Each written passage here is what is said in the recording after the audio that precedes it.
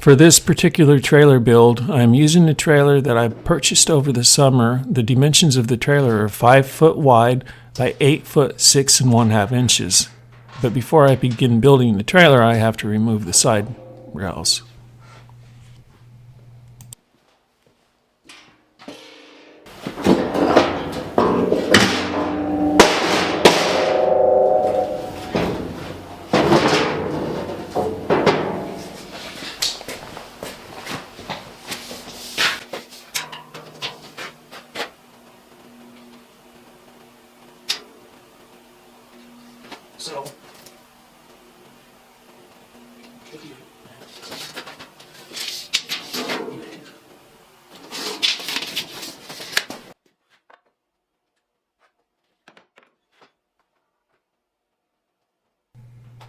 For the floor of the trailer, I went with 1.5 by 1.5 boards. The trailer already had a welded in like 1/8 inch piece of metal on top of the trailer frame.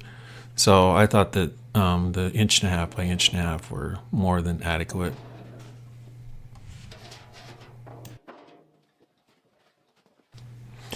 I figured it was a good idea to go ahead and glue all the joints and studs and everything, since the trailer is going to be pulled down the road, bouncing around and vibrating.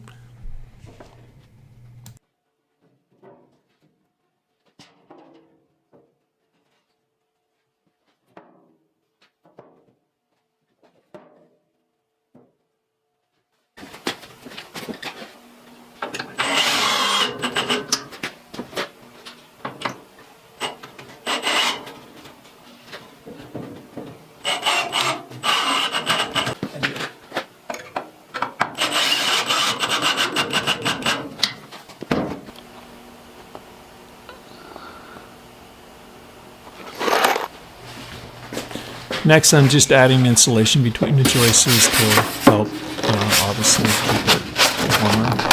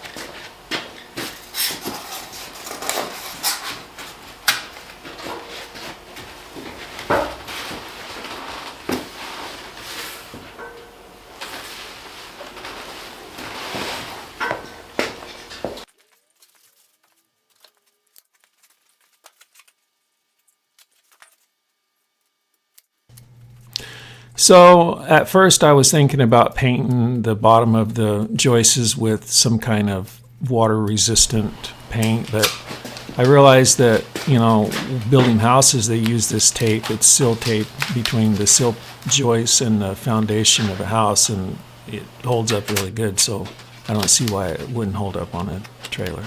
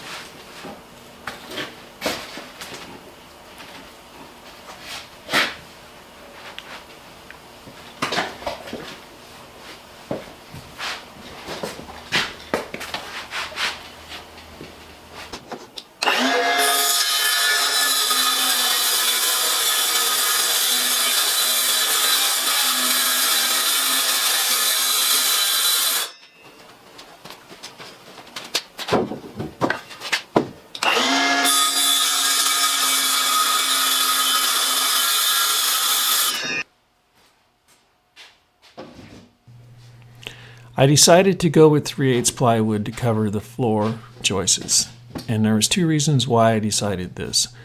The first reason is that I want to keep the trailer as light as possible, and the second reason is that the trailer frame already has an 1/8 or 16th inch metal welded to the trailer frame. So I figured that the 3/8 was more than adequate.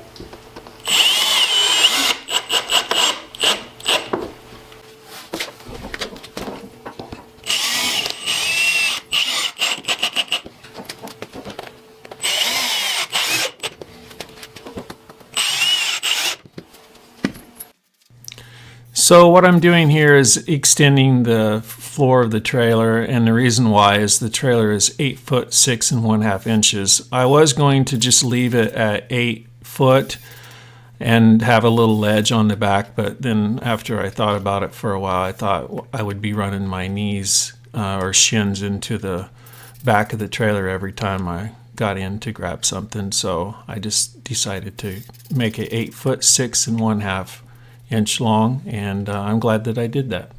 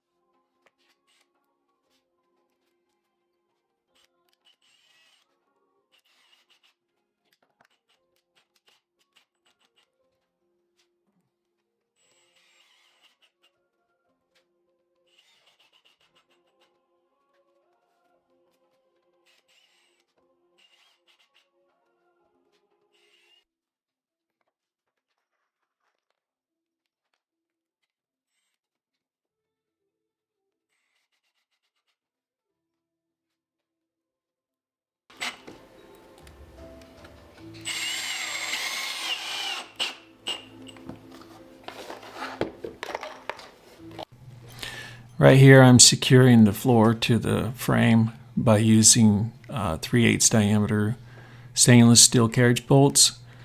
I'm securing the carriage bolts with nylock nuts.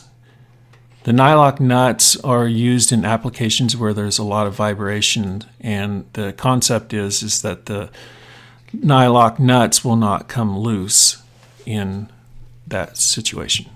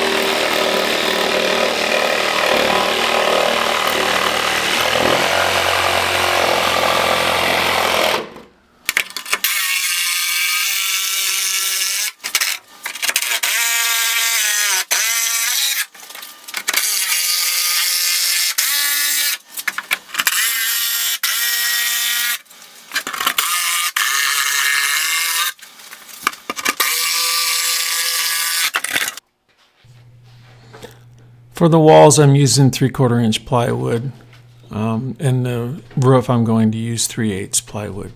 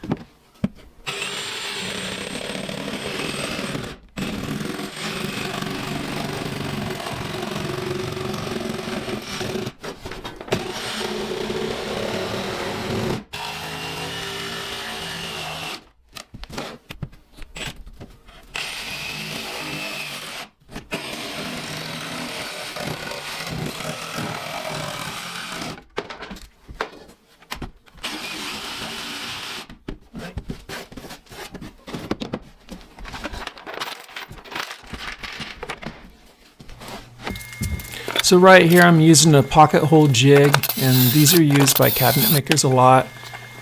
And the reason why I'm using it on this is because this is the divider wall between the sleeping quarter and the back storage area. And I'm using the pocket hole jig so I can temporarily screw in this divider wall, which is 1/2-inch plywood.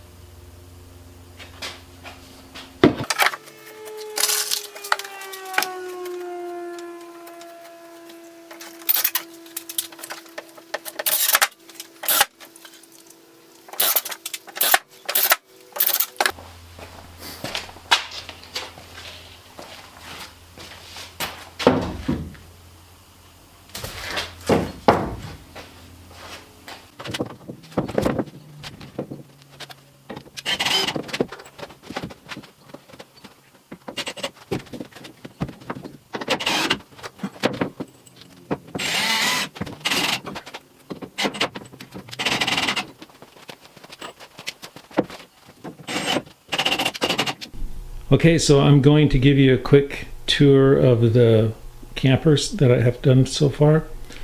And there's going to be a shelf in the back here and a door that lifts up. The trailer is 5 foot wide. And like I said, it'll have a shelf in here, maybe a couple shelves.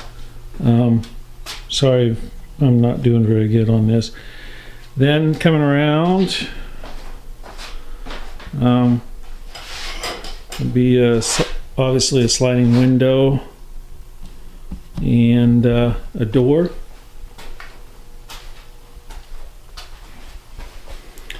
And another door, which you can't really see very well because of the lighting.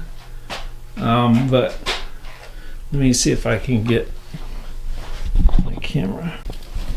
Okay, no, that's better. So you can see the other door on the driver's side, and this is on the passenger side, and another window, and then there'll be like a shelf. This would be all insulated on the inside, and there'll be like an 1/8 inch plywood, and it's about 6'8" from the wall right there to here. So this concludes part 1 of the trailer build. The next thing that I'm going to be doing is insulating and in finishing the interior. I got to fur out the walls. This is temporary, and so is this wall temporary, because I want to be able to slide the sheeting in there depending on what I go with as far as the interior sheeting. It's going good.